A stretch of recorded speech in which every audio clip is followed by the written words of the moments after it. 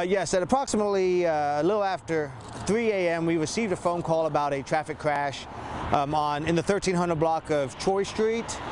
Crews arrived immediately upon being notified to find a single vehicle crash that ultimately struck a light post and a tree, causing the fatality of both the driver and a passenger inside that vehicle.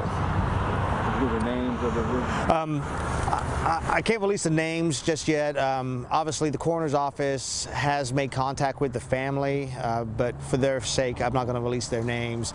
They were both males, 123 and 122 years of age. Yeah, so at this point, the investigation indicates that this was a high rate of speed. We are looking into, and we'll find out through toxicology reports from the coroner's office, if alcohol and or drugs had played a part in this particular crash. We do know that this was a single vehicle accident and there were no other vehicles involved. There was nothing else involved, like an animal or something that would have caused this vehicle to crash the way it did. Now, it was reported around 3 o'clock in the morning, but it happened around 1:45. So a motorist passing by, or? We are not certain.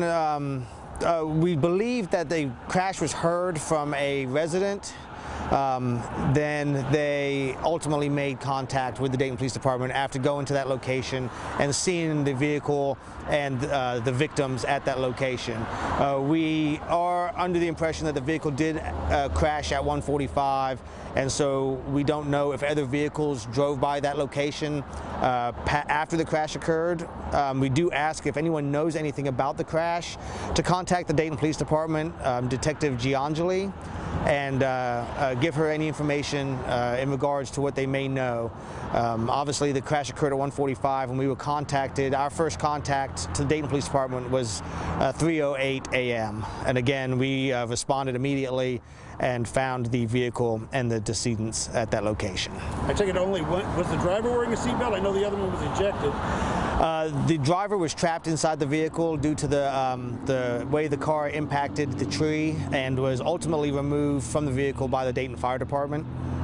So we weren't sure if he was wearing a belt or not. We hopefully, through our investigation, we will be looking for information that comes from the computers within the car that should give us an indication if seat belts were worn. It should also give us an indication of speeds prior to the crash itself, as long as that computer is salvageable. I'm going to start that over again. As long as the computer is salvageable, we'll hopefully be able to access that, and it will give us a better indication if seat belts were worn and the speeds of the vehicle prior to the crash. Do you want to remind us of the number to call? Yes, so 333 COPS is the general number they can call. Ask for Detective Giangeli. She is the crash reconstruction detective that is handling this particular case. Again, if you see anything or have heard anything, we obviously ask for all information.